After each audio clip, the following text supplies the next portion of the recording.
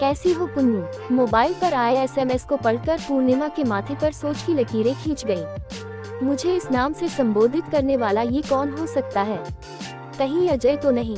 मगर उसके पास मेरा यह नंबर कैसे हो सकता है? और फिर यूँ 10 साल के लंबे अंतराल के बाद उसे अचानक क्या जरूरत पड़ गई मुझे याद करने की? हमारे बीच तो सब कुछ खत्म हो चुका है। मन में उठती आशंकाओं को निकारती पूर्णिमा ने वह अनजान नंबर ट्रू कॉलर पर सर्च किया तो उसका शक यकीन में बदल गया। यह अजय ही था। पूर्णिमा ने एसएमएस का कोई जवाब नहीं दिया और डिलीट कर दिया।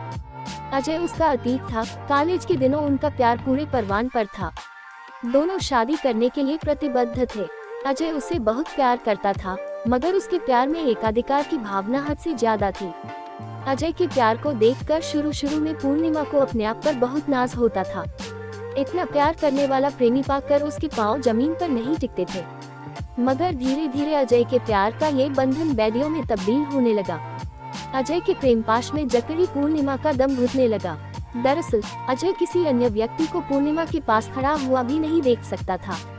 किसी के भी साथ पूर्णिमा का हंसना बोलना या उठना बैठना अजय की बर्दाश्त से बाहर होता था और फिर शुरू होता था रूठ निमनाने का लंबा सिलसिला। कई दिनों तक अजय का मुंह फूला रहता। पूर्णिमा उसके आगे पीछे घूमती, मनोहार करती, अपनी वफाओं की दुहाई देती, बिना अपनी गलती के माफी मांगती। तब कहीं जाकर अजय नॉर्मल हो पाता था और पूर्णिमा राहत की सांस लेती थी। मगर कुछ ही दिनों में फिर वही ढाक की 3 पात। कॉलेज में इतने सारे दोस्त होते थे, साथ ही कई तरह की एक्टिविटीज भी। ऐसे में एक दूसरे से बोलना बतियाना लाजिम होता था। बस वह ये देख पूर्णिमा से बात करना बंद कर देता था। पूर्णिमा एक बार फिर अपनी सारी ऊर्जा इकट्ठा कर उसे मनाने में जुट जाती थी। धीरे धीरे पूर्णिमा के मन में अजय को लेकर डर घर करने लगा। अब वह किसी से बात करते समय नॉर्मल नहीं रह पाती थी। उसका सारा ध्यान यही सोचने में लगा रहता कि कहीं अजय देख तो नहीं रहा। अगर अजय ने देख लिया तो मैं क्या जवाब दूंगी, कैसे उसे मनाऊंगी? उसे कुछ भी कह दूं वह संतुष्ट तो होगा नहीं। क्या सबूत दूंगी उसे अपने पाक साफ होने का? आदि। कॉलेज खत्म होते होते आखिर पूर्णिमा ने अजय से ब्रेकअप करने का निश्चय कर ही लिया।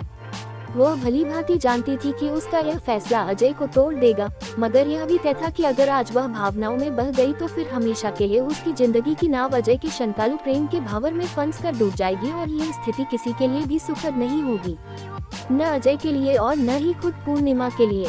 पूर्णिमा ने दिल पर पत्थर रखकर अपने पापा की पसंद के लड़के रवि से शादी कर ली। पुराने शहर से उसका नाता अब छुट्टियों में पीहर आने तक ही रह गया। अपने पुराने दोस्तों से ही उसे पता चला था कि अजय भी अपनी नौकरी के सिलसिले में ये शहर छोड़कर चला गया। इन बीते 10 सालों में जिंदगी ने एक भरपूर करवट ली थी। पूर्णिमा 2 बच्चों की मां बन चुकी थी। अब प्राइवेट कॉलेज में पढ़ाने लगी है।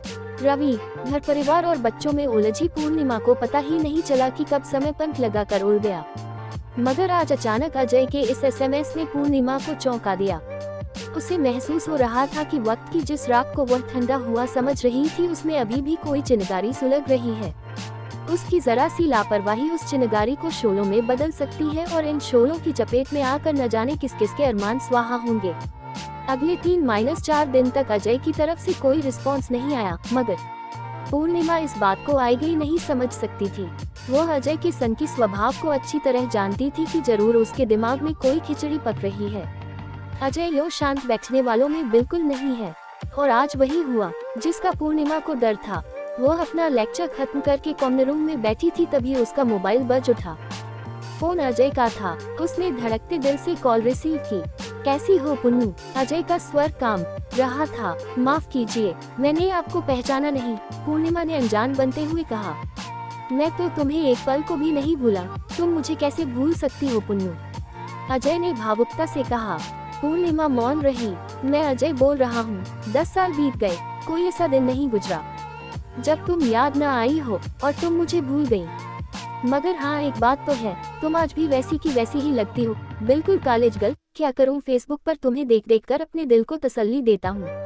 अजय अपनी रॉ में कहता जा रहा था, पर पूर्णिमा की तो जैसे सोचने समझने की शक्ति ही समाप्त हो गई थी।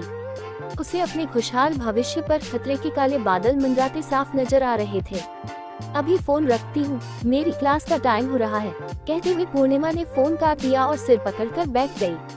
चपरासी से एक कप कॉफी लाने को कहकर वह इस अनचाही मुसीबत से निपटने का उपाय सोचने लगी, मगर यह आसान न था।